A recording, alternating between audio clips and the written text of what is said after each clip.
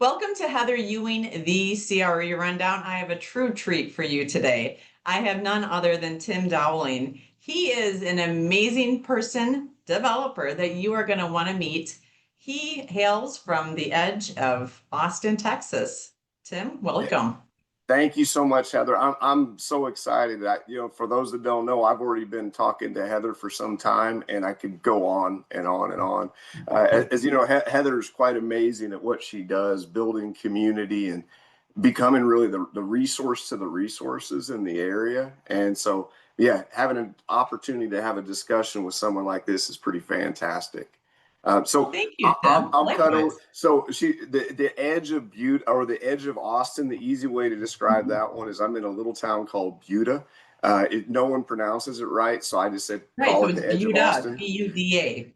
Yeah, Okay. exactly. So Glad you pointed that out. we are literally just touching the south edge of Austin. I've lived here in the community now. It's closing in on 23 years. But then even before that, I've been within a whole 12 miles of here for about 35. It's kind of ridiculous. I can relate.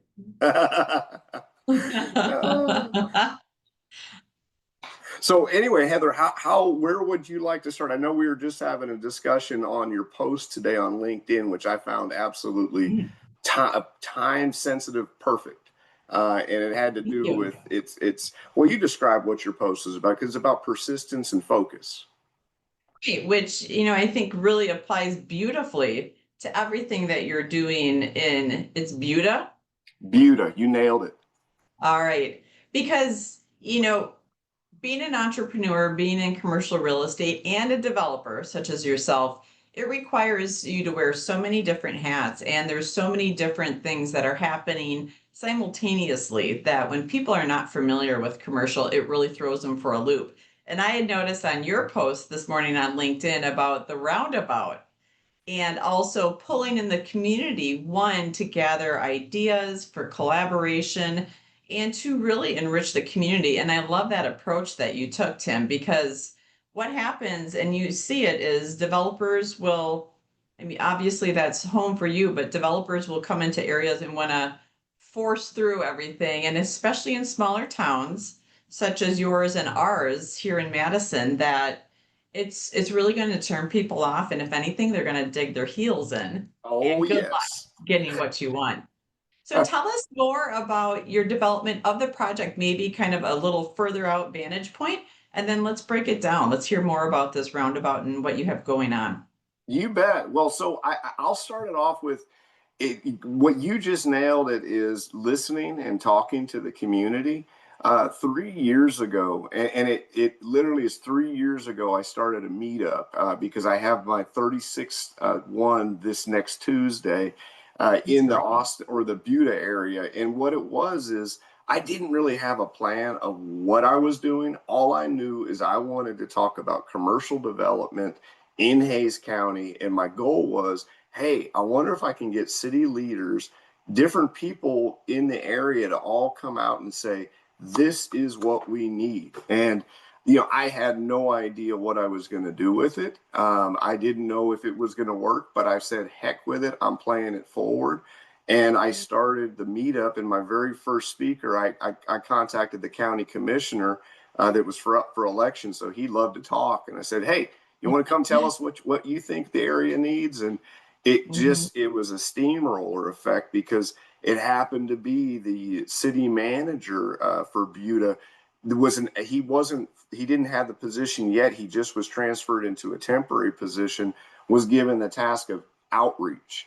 And so he happens to be there. So I asked him, would you come to my next meetup and tell me what you think the city of Buda needs? And it just kept, and then it was the development team, then it was the EDC, and it was just this overwhelming, compelling piece that there was this huge void in our market, which was retail. They had a study done. It was something like a couple $100 million were leaving our area, going just up the road to Austin because we're 15 minutes to get to downtown Austin, and then we have another town just on the south edge of us that touches us, and they're $200 million. But it's a town called Kyle. running away. We didn't have any retail. So it just happened to be my partners own a bunch of restaurant bars. They're in the God hospitality bless industry. them. Yeah. And I was like, wait, what if we build, we just want, and selfishly, we were like, hey, we could just buy some land and build a restaurant. There's not a Right. spot for family run type places where kids can run. So anyway, we locked in on this one little 3 acre spot that had been on the market for like a year, and we played forward with it. And then we were staring at this second lot next to us that was 15 acres, but it was in a floodplain. We didn't, at the Mm. time, we thought 11 of the acres were in the floodplain, 4 usable acres, but they were pricing it, as you know, this as a commercial broker. Sellers price it not at what the reality sometimes is. Yes, But that can happen oddly. yes, but they were very stubborn on the numbers, and so we came up with an idea. Have you read, Heather, any of those Rich Dad Poor Dad books? I haven't. No. Wow, man! Well, see, I don't, in my world, I don't know why. From my side, I get on the investment side, all of my everyone within my group, it's like we all see it as kind of like that first initial step off of the Bible. And Mhm. there was a story in the book that talked about how Kiyosaki had seen this land and he bought some. He wanted ranch land or a farm, and then he sat back and said, man, I'm paying a lot for this. What if I cut this thing in half and then I end up selling it off and then I have my stuff for free? That's what he did. And I sat there looking at this land. I'm going, I wonder if the city will partner with us on this project and actually provide us tax incentives and to make this thing work, because we can't afford this. But at the same time, Mhm. there's this huge void, and they are seeking sales tax dollars, and it worked. Definitely. Well, and I think that's the interesting thing, right? And I've definitely heard of the book, right? You hear a lot about it. Yes, I end up with a lot of conversations within the CCIM community, commercial investment members throughout the nation, and I'm on the board and right, first RVP for the region. So I'm definitely engaged in that. But what you share with that, that's also where I see the creativity of commercial real estate, right? You have a canvas, you have a desire. How do you layer on and what process, people and entities do you need to bring in, right? Through collaboration to create what what you're envisioning in your mind, right? And I think that's the right, really useful part of the retail restaurants. You really do bring people together. It also, I think, it creates experiences, and that's what people are desiring. It also creates monetary gain, right? For tenant, for landlord. Um, the community is enriched, right? It has different experiences. It has people from different areas or maybe different menus that haven't been there, different outdoor layouts and experiences. So you really can layer it on. And I think what happens is the more creative the investor or the broker, right? It's a kit and caboodle that you're going to have that elevated experience. And that's where I think it's also really important for travels. As you travel to different communities like yourself, you can live in a space for a long time, and that does not mean you're narrow-minded because you're out and about, you're expanding, you're reading, you're visiting different states, countries, things of that nature. So a global perspective locally. And to me, that's a I true man, gift I love how because it's your the win. brain rolls. Oh yeah, it's like we were saying before we started recording. My mind is always going like yours, which is another reason for all the miles That's running. fantastic. No, it is, Yeah, yeah. because there's nothing, and I'm sure you have the same belief because of all your involvement with Madison. Is, whenever you hear that thing, well, that's not the way we do it, and it's like you just want to shrivel up and cry, and like you said too, is a lot of times. I mean, there's been some other investment groups that'll coming in, they have this one idea of what they're going to do, and this is what they do, and they stamp it everywhere they go.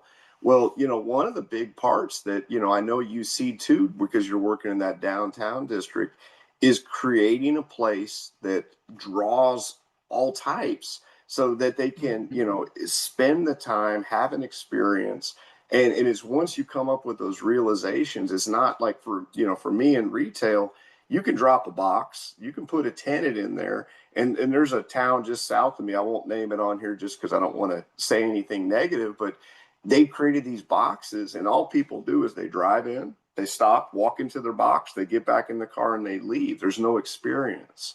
And Right. what downtown districts or what I'm after in creating is to give that full-fledged experience where people are going to be able to, and I haven't really broken it down yet, but our concept, and if anyone's curious, you can go online. It's roundaboutinbuda.com. It's long, I know.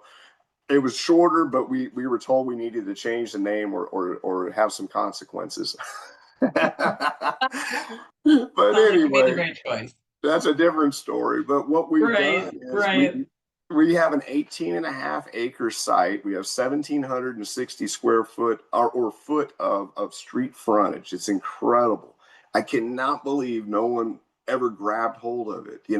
In the past, when you talk about visions, everyone was trying to buy it to either put a gas station, they wanted to put a funeral home. Goodwill wanted to drop a 30,000 square foot right in the middle of all these neighborhoods with a median household income of almost $110,000. And but one thing that was not there, or actually, let me give the other one, the taboo for my area, multifamily. And I'm a multifamily guy. Right. I have another project. We're building a large one just a little bit north of Buda in Austin, but it's a big 431 unit, but it's a taboo.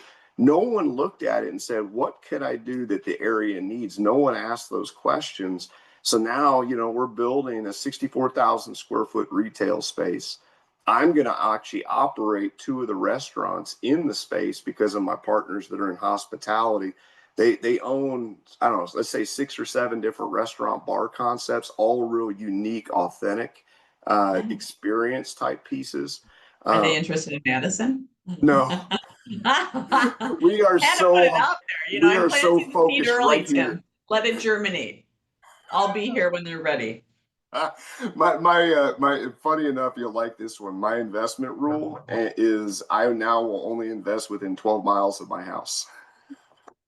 No, I get it. I mean, it's one of those, there is no replica for boots on the ground. And Yes, you cannot, co-star all the different MLSs. They're great, but it's not the same. And that's where too, especially for leases, none of us report lease rates. right. None of us. I mean, in the 11 years, not once. And that's where too, it's nice in the sense of if you've been in the industry for a while and you've accumulated a lot of, good clients, deals, things of that nature, and you really know what will be given in deals, what won't be, all those little nuances. And Yes. so it's Yeah, subject matter expertise is so insanely important. And oh, I mean, I was investing, 300 miles from my house. What a nightmare it was. If I wanted to go visit the property instead of jumping in the car and just cooling down on my way to the grocery store, I was having to make weeks in advance planning when I was going right. to make my distance. COVID was my big, I guess you'd say, education. COVID taught me that why am I wasting my life with these Mhm. outside influence Right. pieces? Why am I not playing with what I know and what I understand? And same thing. I can guarantee with you, everything you've learned, everything you've done, and even with the sports aspect that we've talked about prior, it's all building blocks on what you are today, and it's a never ending learning opportunity of what makes sense, and just keeping your ears open and listening to the people around you. Well, and I think that's where too we have a parallel of genuine curiosity and also an interest in up-leveling people's lives and our own. And I think as we up-level ours, we're better able to help others do that. And that's also where I love the tie-in of your Ironman. And you think of my marathoning is that it No, has, marathoning, that's an understatement. you're too kind. But it's one of those of it allows you to have a goal, the big picture, and you break Yes, it down. And you also build the muscle of when you really don't feel like going out and training. that you say you acknowledge it and then you override it. And Right. the same applies to investing, developing, brokering different transactions, is that there is inevitably going to be some unique wrench.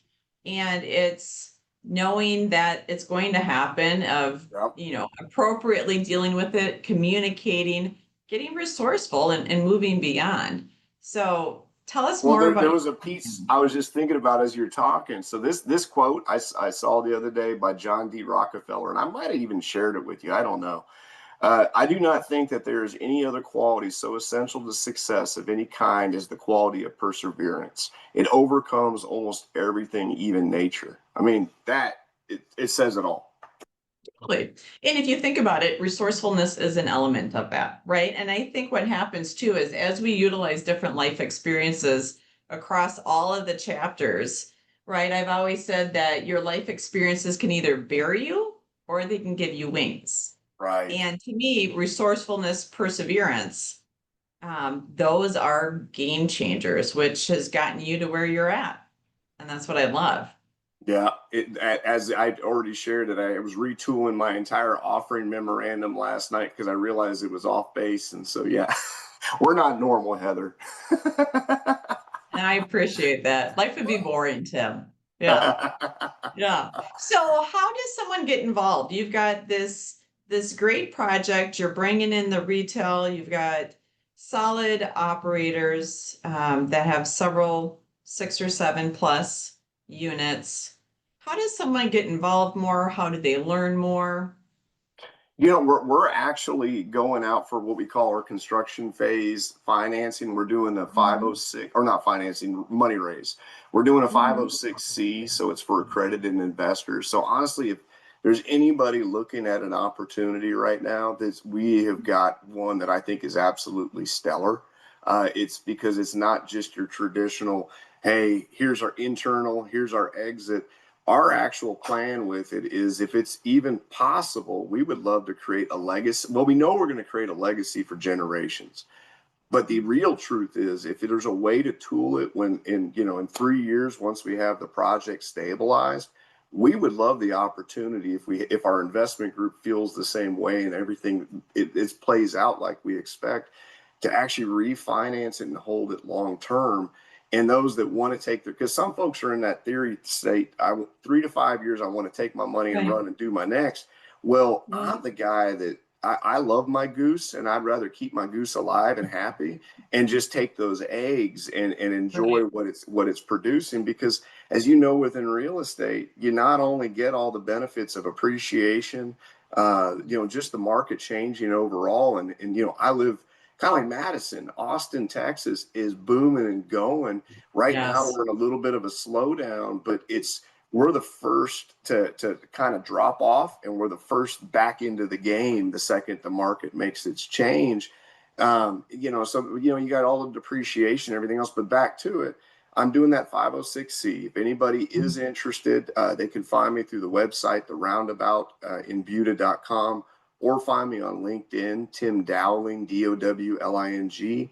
And please reach out. I'd happy to get you our deck. As I said, I'm retooling it all last night. So right now I can't tell you that it might be completely crazy looking because I didn't sleep enough.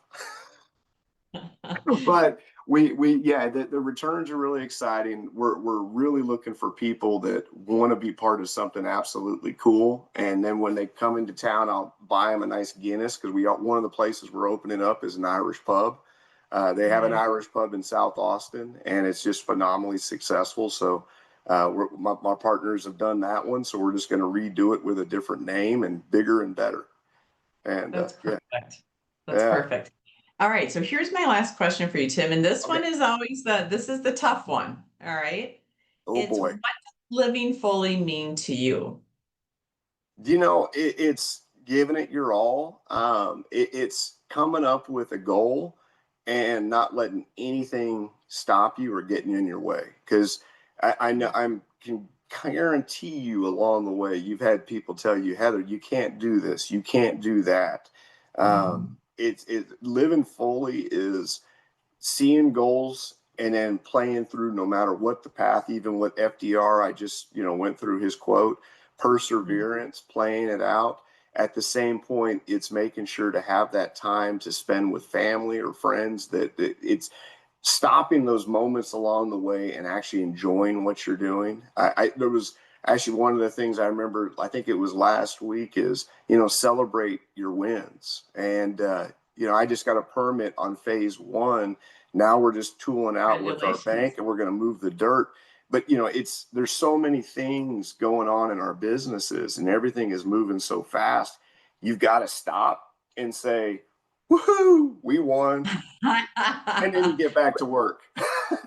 Exactly. Yeah. No, and I think it's so easy, like you said, we're both driven people, and it's like, well, of course, that's what you do, Right. right? So I think it's interesting because yourself, myself, and I've noticed kind of a trend this year of people really bringing the attention to celebrating the small things instead of just always go, go, go, go, go. And I think that's really an enlightening, and it's sometimes the simple things that are the most challenging, right? Can I throw it back at you? What Of is course. yours? My celebration or live or No, the what do you see as being like being successful? What do you picture is something that you're striving to be or to do yeah, or overall? right. So to me, living fully is alignment. It's really understanding those innermost depths of oneself, of what you require financially, physically, socially, emotionally. And I think it's in lining all of those up, right? And it's a curated life, because otherwise the days, months, and years go so quickly that you can be blazing down a path and realize years later that wasn't even the path that you wanted to be on, right? You get caught up in different things. So for me, it is having that fullness of heart, a spiritual connection, um, running, having the physicality, and loved ones and family, and of course, travel with creative expression. So melding all of those, and that's what I've really focused on doing with abstract When are and you going to with become my the mayor of Madison? life. Right. That's funny. I've heard that statement and a couple others, but I'm like, I'm honored. I'm honored. But Tim, it was truly great to connect with you. And one last time, how can people connect with you? Uh, Probably the easy. Well, I don't know. What's the easiest way to share? Would it be my email, my phone number, just the website, Whatever LinkedIn? you prefer. I'm open. So let's just say the LinkedIn page is probably the easiest. It's Tim Dowling, Dowling, and I believe I either have Austin or Buda in there. Or if you can't find it, roundabout in Buda.com. All emails and phone numbers go directly to me. Perfect. Tim, Yeah. thanks so much. It was a true joy to No, have you thank on. you, Heather. I've really looked forward to this discussion. Me too. We'll have many more. Awesome. All Really good right. stuff. Enjoy your day. Thank you. You too.